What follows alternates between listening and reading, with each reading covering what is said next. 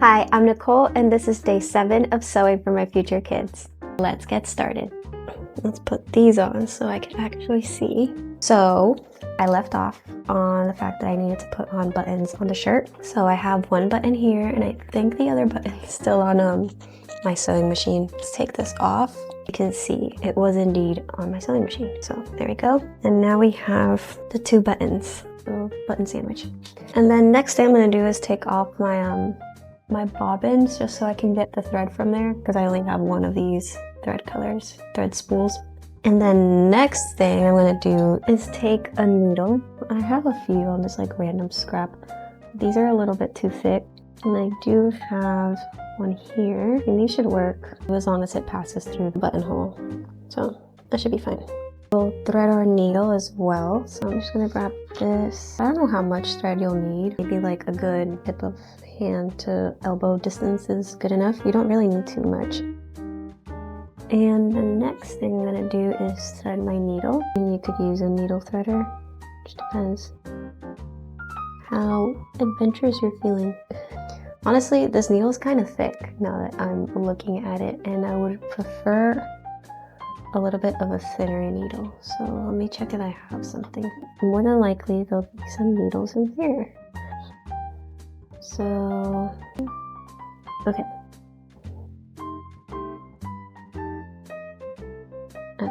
And next I'm gonna get the shirt. I'm gonna put this to the side because I actually need to mark where I'm gonna be placing my buttons. Okay, so if we look at the shirt and we look at the placement of this, I would say that the button would have to be somewhere. I guess you don't want the buttonhole to just be resting on like empty space like this. So like the button being here and then it just has like this much space open down there. So let's just place it a little bit more up, like somewhere here. I'll just kind of mark that with a dot. Kind of just make that coincide on the other one. So I did it with like just a little bit of like 1/8 of an inch over the back piece. I don't know if you can kind of see where the back piece is. And so same thing here. Make like just enough that it goes over there. And I'm gonna go place it right on the top. Yep. So now we have both places marked, and I'm gonna go ahead and start sewing. Now to sew a button, if you've never sewn a button, or if you haven't, it's just been a while, it's fairly simple. There are a ton of ways to do it. You can double your thread, meaning like you have 2 strands, you can have 1 strand. I think I'm just gonna use 1 strand, and then I'm not gonna tie the end because I kind of just prefer making the knot in the fabric. So for that, I mean like I just simply, here's the fabric, a very tiny amount, and then I come back up also a very tiny amount like that. I pull just enough like this, right? So I went that way, now I'm gonna go up. The same exact thing, but just going the opposite way. I'm gonna go and then try and get like as little of the fabric as possible, still managing to get a little bit. That. And then I'm just gonna pull again. And that makes just a knot, basically, without having to have a knot on the back side. So I think it's a lot neater. I could have also just gone under here and done it, but just for the sake of ease, I'm just gonna place my button all the way in. And I want my little dots to be like that. I don't know. It doesn't really matter, it's just preference, like how you want them to be positioned. So I think I just want them going like that, in that way. And I'll match the same thing on the other one. So once I have that, I'm gonna try and grab like just little bits of fabric without going through the second layer, just going through that first top layer if I can. I'll do my best, because remember this is double layered. And I'm gonna just keep doing that for the rest of the way. So I'm gonna do as many as I can, maybe like 6 going this way and then 6 going this way.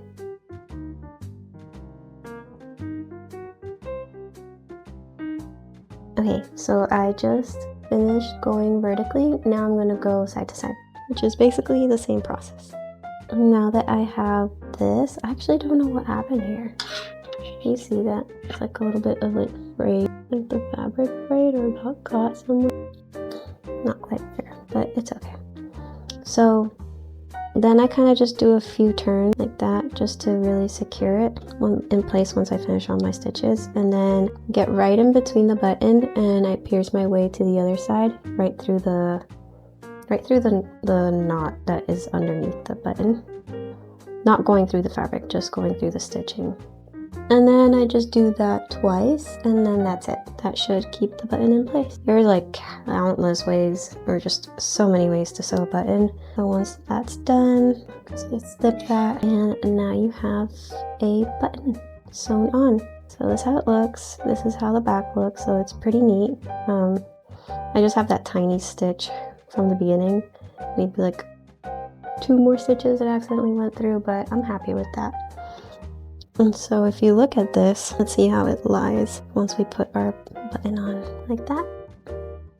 I think that's pretty good. I'm happy with that. So now let's do the other side.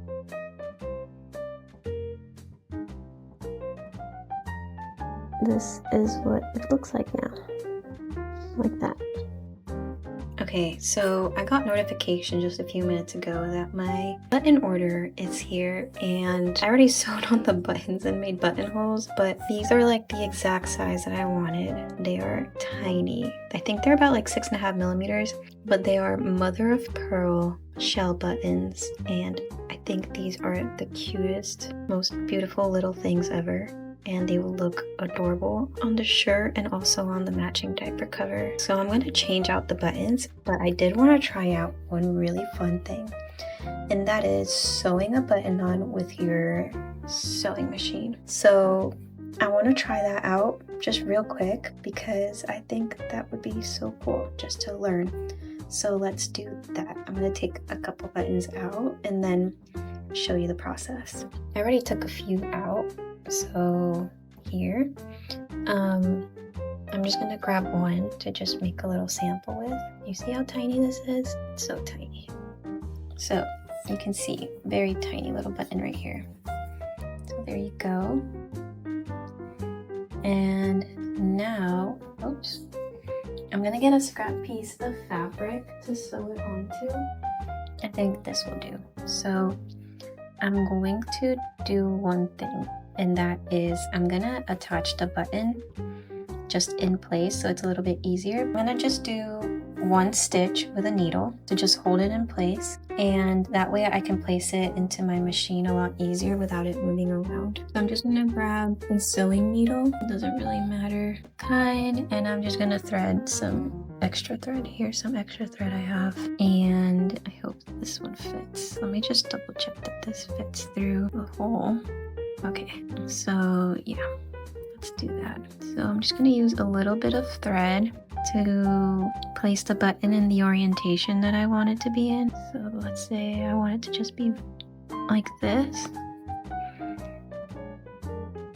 It just needs to be secured. This one doesn't really matter too much. So now my button is in position. That's all I need just to have these 2 strands, because that will make it easy for me to stabilize it and then put it in my sewing machine.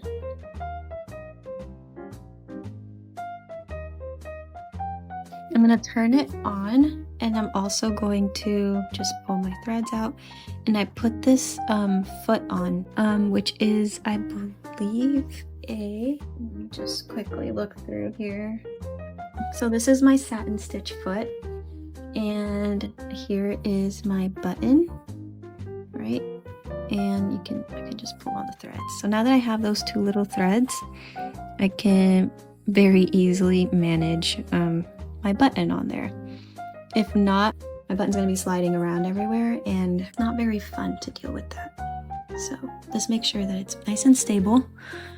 And what you're gonna do is you're gonna just push your button, place your button right underneath your foot, making sure the 2 holes are in clear view. So now that they're clearly in the view, I'm gonna zoom in here a little bit. So this is in place, it's all stable. Now what I'm gonna do is choose a zigzag stitch. Once I choose that, I'm gonna make sure that my feet are dropped because I don't want this going forward. So very quickly we can check that. As you can see, my feet are dropped. I cannot feel the feeding, I guess.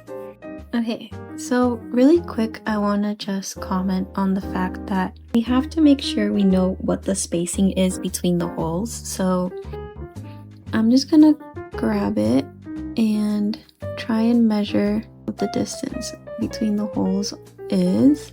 And to me, I would say it's about 2 millimeters. So a width of 2 is what I need to be aiming for.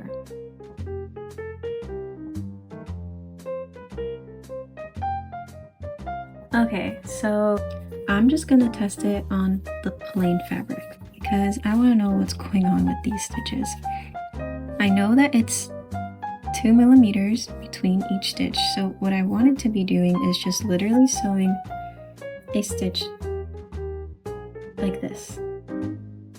Okay, so we set the position and see what happens. So I'm just gonna